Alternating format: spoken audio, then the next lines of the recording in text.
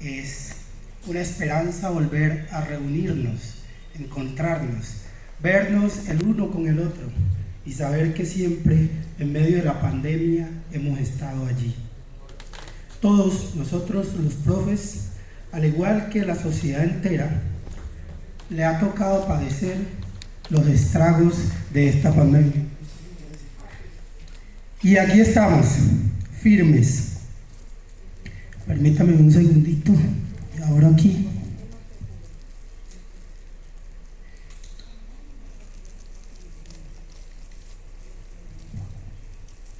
Por eso, anoche yo me preguntaba cómo agradecer la labor de todos ustedes y también de aquellos que hoy ya no nos acompañan.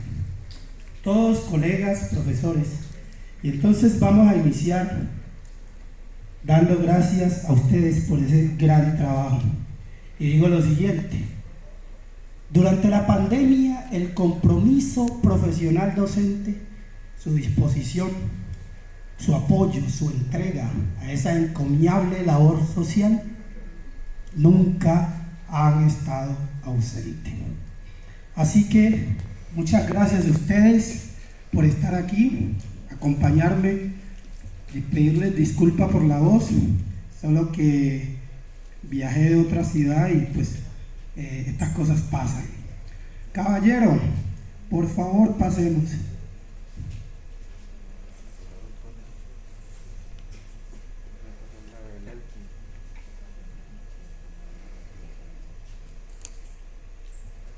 Listo. El día de hoy vengo a hablarles del desarrollo de la creatividad e innovación pedagógica como un camino hacia la resignificación de la práctica profesional docente. Esto en marco de los nuevos escenarios posibles y que existen luego de poco más de 18 meses de pandemia. Pero antes quiero hacer alusión, pues ya saben, mi nombre es Ulises Córdoba Zúñiga y para mí es un honor compartir hoy con ustedes. Antes de iniciar, hablar de lo que es la creatividad, la innovación, cuáles son esos procesos de resignificación necesarios y que estamos viviendo los profes, es importante dar gracias a alguien que me enseñó a leer y a escribir. Compañeros, sigamos.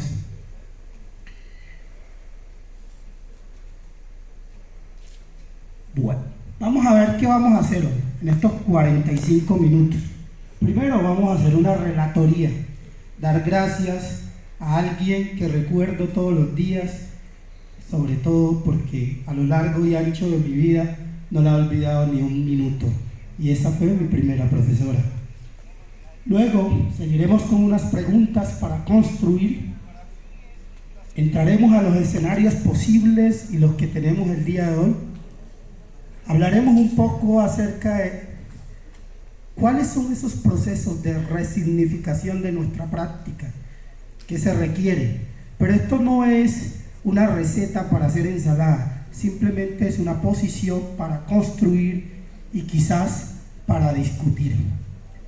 Hablaremos entonces de ese desarrollo de la creatividad, pero no desde el marco mercantil que se nos ha vendido de lo que es la creatividad y de lo que es la innovación, que se tienen que entregar proyectos, propuestas, productos, sino más bien aquellos pequeños pasos que todos los profesores aquí en este salón y aquellos que no están aquí sino en una reunión de Meet o quizás en Zoom dan día tras día desde sus procesos de enseñanza y aprendizaje.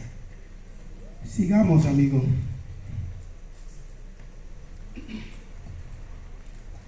Bueno, aquí me quiero detener un poco y leer esto que avanzada la noche empecé a construir. Y es una carta que he escrito en nombre de los aprendizajes que esa bella maestra me entregó.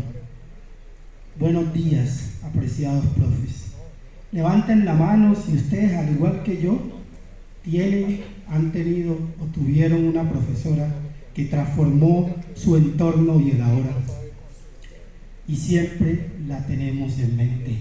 Ningún profesor tiene una profesora que recuerde. Hombre.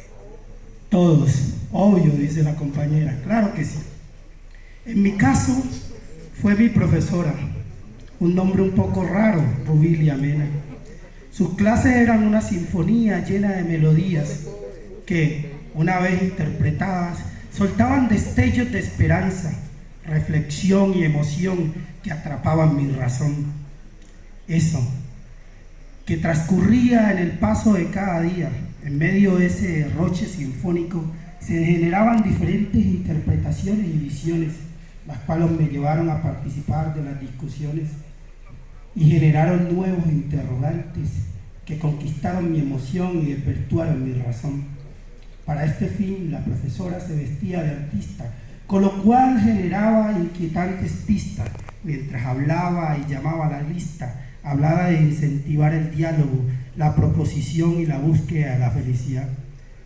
No entendía a mi corta edad de qué se hablaba, pero sus pinceladas no terminaban allí, ya que poco después de esclarecer lo que a su juicio era lo que debía hacer, les decía a las mujeres con faldas largas cómo sentarse y a los hombres a dejar de hablar, sino arrodillarse. Así eran mis clases. Las clases en ese peldaño río Atrato, más allá en Bojayá, oriundo de Pichicora. Eran un recital para ayudarme a comprender que dichos procesos no deben de estar anclados única y exclusivamente en lo racional, sino que su finalidad debe estar orientada a emocionar, sorprender, provocar rupturas que lleven a los estudiantes a ser felices y afrontar las verdes y las maduras. Las clases transcurrían en un embrujo dialéctico. La profesora soltaba sonrisas, dejaba ver sus emociones, contaba una que otra metáfora, cuento, invento como instrumento esencial para anclar, reafirmar o simplemente decir que esto o aquello debía ser leído o explicado. Sin saber, era un aprendizaje basado en problemas, casos, proyectos, en fin, era una revoltura, parecía una ensalada de fruta que todos decían, uff, esto sí se disfruta. Nos veíamos perplejos, no queríamos irnos, pero ansiábamos regresar. De hecho, ese maravilloso recital incluía diferentes llamados, unos de atención, otros de felicitación, o simplemente cuestionándonos para construir interrelaciones, generar nuevos puntos de lanzas y proponer acertijos en el camino de la vida. Sin duda, lo vivido en esas espléndidas clases era genial. ¿Qué decir genial? Fue algo inigualable, majestuoso y virtuoso desde el punto de vista de lo aprendido, vivido y compartido. He incorporado a mi faceta de estudiante, campesino y letrado, pero de esa forma de enseñar enamorado. Me olvidaba de mis problemas, de los cultivos de plátano, yuca o caña. La profesora se la pasaba hablando de las transformaciones que se tienen que convertir en acciones e innovaciones. No sabía, pero lo hacía con canciones y cautivaba las emociones. Todo el mundo reía, pero nadie entendía. Ahora me vengo a dar cuenta de lo que era. Una auténtica maestra, una actriz de la enseñanza, conectores ávidos de papeles. Sin saber, claro, el llamado de la profesora era crear realidades históricas diferentes, desde la educación, entendida como instrumento de superación, y la didáctica como el eslabón que permite hacer aperturas a nuevas realidades de la vida pedagógica. Así pues, el llamado constante que se producía en las clases estaba direccionado a no caer en el reduccionismo, ni la dicotomía de crear autonomías pequeñas que generan estancamientos, aislamientos o dualismos mentirosos que en vez de fomentar el progreso en la vida, atentaban o atentan contra el llamado urgente de estar preparados para la contingencia. Y la creación de diversas interpretaciones y maneras de pensar para conjurar ideas diferentes orientadas a la mejora continua de la educación. Para tal fin, la profesora usaba la palabra como arma letal para convencernos de que para vivir en este mundo loco es necesario crear espacios de transformaciones, donde se construya, se deconstruya y se reconstruyan nuevas realidades. La profe podía no caer en la inconsciencia y cuestionarse día tras día sobre una realidad pequeña pero importante.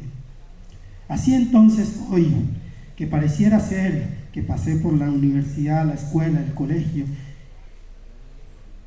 recuerdo y comprendo que el camino en la educación es simplemente hacer nuevas apuestas, buscar nuevas pistas, sacarnos de la zona de confort, decir miren alrededor, generar ideas, formas diversas de utilizar lo que tenemos. No siempre Canalete sirve para abogar. También, siendo sincero, no sabía, era el único uso que yo le había dado. Luego comprendí que con él también se sacaba lombriz, se defendía de la serpiente y hasta de almohada me servía. Allí entonces me reí, porque la profesora decía, asuman nuevos retos y apuestas por nuevas cosas, derrumben lo que saben, deconstruyan. Creí que me tocaba tumbar la casa, pero menos mal rápidamente comprendí que quería decir, busquen nuevas formas para expresar sus ideas, pensamientos y sentimientos. Ah, qué recuerdos aquellos. Decía siempre no seré semilla, creen sus mundos diversos, que hagan los ritmos con los que son. Comprendo que la profe provocaba, incitaba, emocionaba, hasta hacía llorar y olvidar los problemas de la cosecha de maíz, arroz o plátano. Las clases eran como un mundo aparte, alejadas de las selvas, los ríos, el cantar de los pájaros y el atardecer oscuro, sin energía, sin planta y sin nada. La profesora era entonces un ángel en obras de arte con efectos sonoros en nuestras mentes. Era un símbolo de grandeza, ponía ritmos, desarmaba, armaba, apaciguaba, inquietaba, conquistaba, escribía, leía, recitaba poemas, rompía esquemas, bailaba y siempre decía, el camino es para el caminante, los sueños para el soñante. Los triunfos del que lucha no son única y exclusivamente los de ustedes, señores de Pichicora. La enseñanza en ese ambiente pobre, campesino, poco ilustrado, era el arma viva para conversar, comunicar y criticar la dinámica social, para crear nuevas realidades, para no dejarse llevar del mercado, para apalancar los cambios, las transformaciones y darle a la vida un verdadero sentido. El sentido de vivir en un tiempo loco, crítico, líquido, pero a sabiendas que es un tiempo dinámico, rico, pero diferente. Un tiempo plural, un tiempo infinito y un tiempo que no se puede retroceder. Vaya, esas melodías de esos días siguieron su curso hasta llegar el tiempo. Servían como entonación para bailar el son de una canción y llegar a la conclusión de que este preciado elemento de la vida tiene que ser diferente, con hartos matices. Primero existe el tiempo real en el que se usa, el que se vive, el que se imagina, el que se pierde a veces en el camino.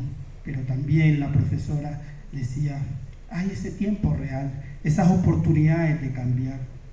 A esta antología uno se sumaba a sus explicaciones. Es entonces que he llegado aquí. Viendo diferentes matices de universidades en universidades, de tiempo en tiempo, y el llamado es a lo siguiente, queridos profes, a seguir luchando, a seguir tratando de llevar la emoción a las clases, a seguir viendo a cada estudiante como plural y seguir analizando el tiempo como líquido y no finito. Ese tiempo que a veces se nos va pensando, ese tiempo cambiante y dinámico, esas cosas que transcurren a través de los años, las semanas. Entonces decía la profe, salte de la zona de confort. A veces no sabía que era llamarme a ser flexible para aprender a adaptarme a las nuevas dinámicas, al cambio, decía. Algún día no estarás en Pichicora y entonces ahí comprenderás que las horas y los minutos se disuelven diferente. No solo hay minutos y horas, también hay milésimas y centésimas, decía. Pero ¿cómo comprender su discurso a esa edad? Unas veces la profe discutía esos matices y hoy recuerdo cuando ya su partida se ha anunciado que decía, debes ir más allá de las fórmulas de 2 más 2 es 4, Debes ir más allá de los tratados, debes ayudar, debes cooperar, debes crear tus propias experiencias, de modo que te permitan vivir y convivir en un mundo mediado por lo laboral, social y político, religioso y amoroso. De hecho, el reto es que la educación sea más flexible, más amena y humana, la cual valore las capacidades de los niños y las niñas y les eduque para que transformen sus condiciones sociales, desde apostar por nuevas maneras de enseñar y realizar siempre una episteme del docente que vaya más allá de lo religioso y de las índoles perpetuas que lo llevan a creerse un tecnicista que replica las normas que hacen mella a sus seguidores y también a la población. Lo anterior muestra a una profesora que conquistó mis sentimientos, avivó mis emociones y enamoró mi corazón para nunca darme por vencido en la búsqueda de los procesos pedagógicos divergentes y creativos que estén en concordancia, en la búsqueda de los procesos, en la búsqueda de conocer lo desconocido, rellenar los vacíos intelectuales y seguir adelante en la coquetería académica que lleva a los estudiantes a mantenerse enfocados en el camino seductor que la educación le brinda. Finalmente, hoy que has partido, comprendo que me ayudaste a ser quien soy, asumir nuevos retos, crear nuevos escenarios para